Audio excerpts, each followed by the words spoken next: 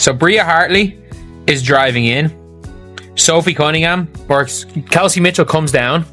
Sophie Cunningham overhelps, and Bria Hartley just kind of plows through her leg by the looks of things. She kind of plows through the knee, and Sophie's holding like her patella. Sophie Cunningham, oh man, I got to tell you, this victory,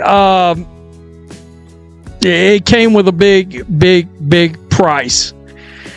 Bria Hartley, let me just start there because we've got Sophie Cunningham's sister and mother weighing in on the league, and Bria Hartley right here. This is Hartley right here coming in. In. To slide over right there, and Hartley just kind of falls and she crushes in you're immediately on the knee of Sophie right here. She went down hard. And that was it. Let's be honest, if any other team had this many coincidental injuries, people would be calling for federal investigations.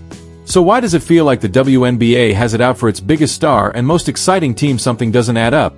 And if it keeps going like this, the league's brightest story might be over before it ever truly begins. As an Indiana Fever fan, this absolutely sucks. I mean, first we lose CC. We don't know when she's coming back, if she's coming back. And now this happens to Sophie Cunningham. Are we just cursed? This is the play that just occurred. That's like she tries to slide over right there, and Hartley just kind of falls and makes collision with that lower leg. You see her immediately grab it. Let's lay it out. Caitlin Clark out 12 straight games with a groin injury that somehow keeps getting re-aggravated every time she gets close to returning. Ari McDonald done for the season with a broken bone in her right foot. Sydney Colson also out for the year with a torn ACL. At what point do we stop calling this bad luck and start asking real questions? Because this isn't just unfortunate, it looked bad. She's going to be done for the year. I don't know how much longer the Indiana Fever can continue to survive with these injuries. I just have to be honest. I got to be real. We lost Sydney Colson to a torn ACL. Ari McDonald broken bone in her foot. Caitlin Clark has played like 12 games all year or something like that. DeWanna Bonner scammed us. I mean, it's been a complete shit show, to say the least. It's been a shit show. I just gotta be honest. That's 4 key players from one team, folks. 4. Most teams might lose one starter all season, maybe if luck's not on their side. But the Indiana Fever, they're shedding players like it's some bizarre version of Survivor. And somehow we're all supposed to believe this is just business as usual. Meanwhile, the WNBA sits on its hands. Pretending this avalanche of injuries is just part of the game, it's a red flag waving right in front of us. And immediately in the game, the refs was just on some ish, bro. Just on something, and y'all know what I always say, man. What if Sophie or somebody was your aunt, your niece, your daughter? You know, you got to put yourself in reality, you know, because she is somebody's daughter, she is somebody's sister, and this is just unfortunate. And those of you who don't think a civil rights investigation need to be brought upon this league is tripping. This civil rights investigation. The league's response sign Odyssey sims to a hardship contract because the Indiana Fever don't even have enough healthy guards to field a full roster. Just think about that for a second. The most talked about, most watched team in women's basketball history is now patching together lineups with emergency replacements just to stay on the court. This isn't just a streak of bad luck, it's starting to look like the systematic breakdown of the WNBA's biggest asset. The Golden Goose isn't just being ignored, it's being... Sophie Cunningham lying down, clearly in pain, visible pain, agony pain, stays down. Gotta cut to commercial. The medical staff comes around her. She looks like she walked off on her own accord, but it looked like she walked off in pain on her own accord. Out for the rest of the game. Only played 10 minutes. And that's where Lexi Holt needed to step up, and step up she did. Step up. They're calling it what it really is: systematic targeting of the WNBA's most valuable franchise. Sister Lindsay and her mom Paula.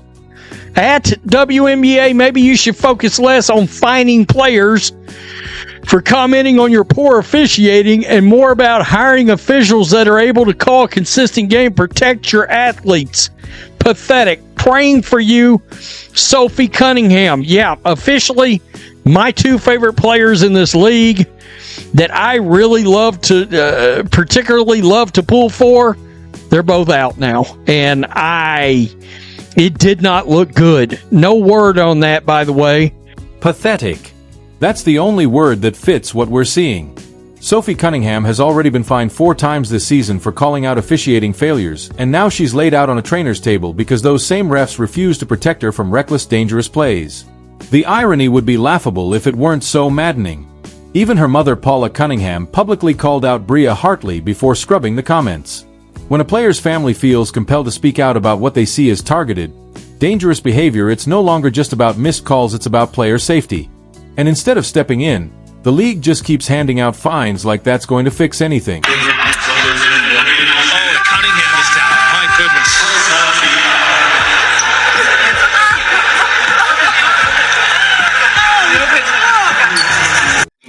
You can literally hear her screaming in pain. It's so heartbreaking. Indiana Fever star guard Sophie Cunningham, the enforcer, had a lower leg injury today against the Connecticut. Caitlin Clark has missed 19 of Indiana's 32 games this season. 19. The player who single-handedly brought millions of new fans and billions in revenue to the WNBA has spent more time in street clothes than in uniform, and we're supposed to chalk it up to coincidence. Her injury log reads like a medical case study: 3 weeks out with a left quad strain, 2 more with a left groin injury, and now a right groin issue that sidelined her for over a month. These aren't fluke muscle pulls or signs of poor conditioning. They're the direct result of constant, unchecked physical punishment from opponents whose defensive strategy appears to be hit Clark hard and hit her often.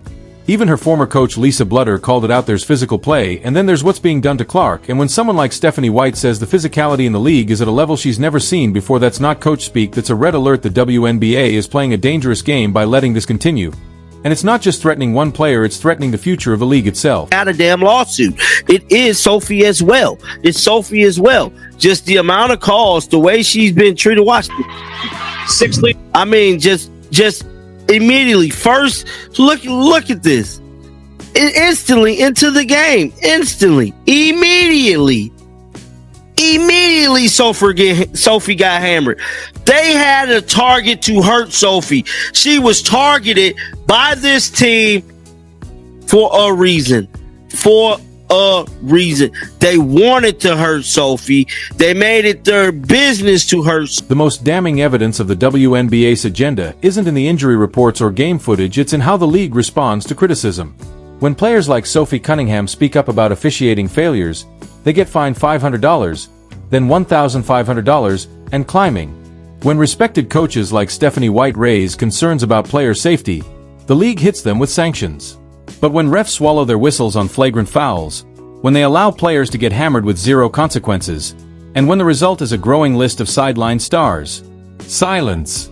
Christine Brennan of USA Today said it best. The WNBA failed to rise to the occasion. Right when the league has the world's attention, record-breaking viewership, media buzz, a global spotlight, this is what they offer. Chaos on the court, and officials turning games into demolition derbies. Monty McCutcheon, the league's head of officiating, claims they're serious about holding refs accountable. But where is that accountability when Caitlin Clark gets shoved to the floor and it's ruled a common foul? Where is it when Sophie Cunningham is taken out by a fall that looks anything but accidental? The silence speaks louder than any press release. Told y'all Bria Hartley is a dirty player. She's no different than Dejanay Carrington. It just doesn't get as much publicity because the Connecticut Sun stink. Point blank, period. She's reckless. She injured Sophie Cunningham, and it is a travesty. Stephanie White, you better go and you need to be buying Kelsey Mitchell food all week. You need to send her a personal masseuse because she saved your job tonight. Your ass should have been fired if y'all had lost today. Point blank and period. You was horrible. Bro, before you could sneeze, achoo, we was down by 10 plus points in the first. Here's what the WNBA doesn't want you to know. The Indiana Fever's playoff chances have dropped from 99.2% to 87.1% as these injuries keep piling up. They've slipped from 6th to 7th place, with teams like the Seattle Storm and Los Angeles Sparks closing in just 1 to 1.5 games behind. Coincidence? Or exactly what the league wanted all along? From the WNBA's perspective, Clark and the Fever brought huge attention to women's basketball, but they also exposed how weak the rest of the league looked. Casual fans tuning in to watch Clark were seeing blowout wins and highlight plays that made other teams look amateur. The league needed to level the playing field. And what better way than by slowly stripping the Fever of their competitive edge? ESPN's WNBA Basketball Power Index still gives Indiana an 87.1% chance to make the playoffs, but that number drops with every game Clark misses. With just 10 games left in the regular season, the Fever are racing against time to get healthy and hold on to their playoff spot before this injury crisis costs them everything they've worked for. Only 13 teams in the WNBA. 8 of them go to the playoffs. Not 6, not 4, 8. Over 50% of them go to the playoffs. So when you are supposed to win games that you're supposed to win, you're supposed to just take care of business. I don't care if they lost Caitlin Clark. They still have Kelsey Mitchell. They have Aaliyah Boston, Sophie Cunningham, hope she feels better, Lexi Hall. They have talent on this team. They have enough talent. V9. Let's break down the timeline and see if the pattern stands out. Early in the season, Clark suffers a left quad strain that sidelines her for weeks. The team struggles but remains somewhat competitive. Mid-season, she returns, plays at an elite level, then suffers a left groin injury, more missed games, but the Fever adjust.